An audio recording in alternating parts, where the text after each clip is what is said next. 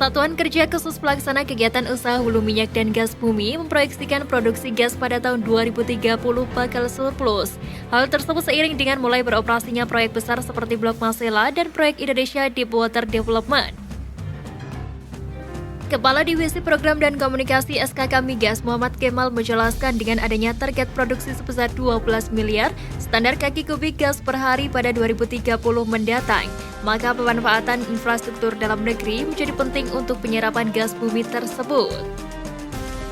Dengan target kita yang 12 di SCFD itu kelihatannya pada saat proyek on-stream bisa surplus, tapi tergantung regionnya ini bisa disuplai kalau infrastruktur sudah tersambung, kata dia dalam diskusi investasi hulu migas pada Selasa 14 Februari. Oleh sebab itu, percepatan pengembangan dan pembangunan infrastruktur gas di seluruh wilayah Indonesia untuk memenuhi kebutuhan gas menjadi kunci, terutama seperti proyek transmisi pipa gas ruas Cirebon-Semarang dan pipa transmisi ruas Dumai-Sei-Mangke. Sumber-sumber gas ada di timur, masuknya harus lewat LNG. Tangguh Train 3 akan on-stream target kuartal 2, sangat intensif juga kunjungan lapangan ke sana untuk memastikan dia bisa on-stream pada waktunya, ungkapnya. Sebelumnya, Sekretaris SKK Migas Sinta Damayanti menjelaskan dalam transisi energi, gas bumi dipandang sebagai komoditas strategis yang dapat dikembangkan lebih jauh, mengingat Republik Indonesia menyimpan segudang kekayaan gas bumi yang cukup melimpah. Beberapa di antaranya seperti yang berada di proyek Tangguh Train 3, Blok Masela proyek Indonesia Deepwater Development, dan yang terbaru adalah di Blok Andaman 2. Oleh sebab itu, ia berharap pembangunan proyek ruas Cirebon-Semarang atau CISEM dan ruas Dumai-Sei-Mangke dapat segera difinalisasi, sehingga kelebihan pasokan gas yang ada di Jawa Timur bisa memenuhi kekurangan pasokan gas yang berada di Jawa Barat hingga Sumatera.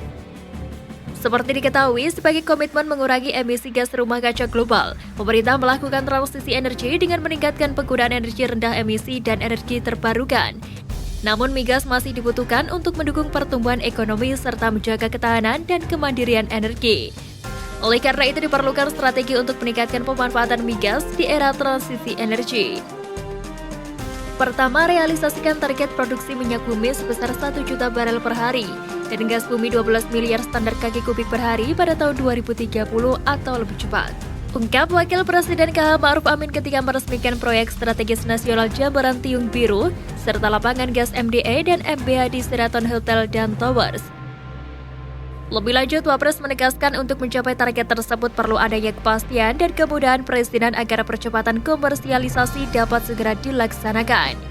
Selain itu, Wapres meminta agar cadangan-cadangan gas yang sudah ditemukan dipercepat proses pengembangannya, sehingga gas bisa tetap menjadi komoditas unggulan Indonesia, pinta Wapres.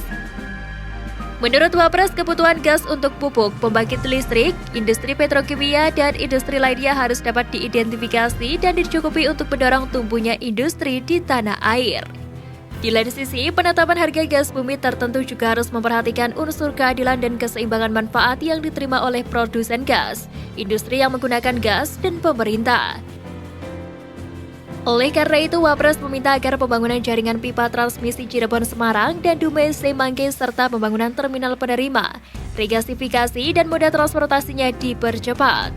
Hal ini untuk memudahkan penyaluran kelebihan pasokan gas di Jatim dan Aceh dan Kilang Tangguh. Menurut Wapres, dengan strategi-strategi ini menunjukkan komitmen bersama dalam meningkatkan target penurunan emisi Indonesia dari 29% menjadi 31,89% pada tahun 2030. Dengan kemampuan sendiri dan dari 41% menjadi 43,20% dengan dukungan internasional. Serta target net zero emission pada tahun 2060 atau lebih cepat. Nah, itu tadi yang bisa Naratif sampaikan dalam video kali ini. Silahkan tulis pendapat kalian di kolom komentar di bawah ini. Sampai bertemu lagi di video channel Naratif selanjutnya ya. Terima kasih.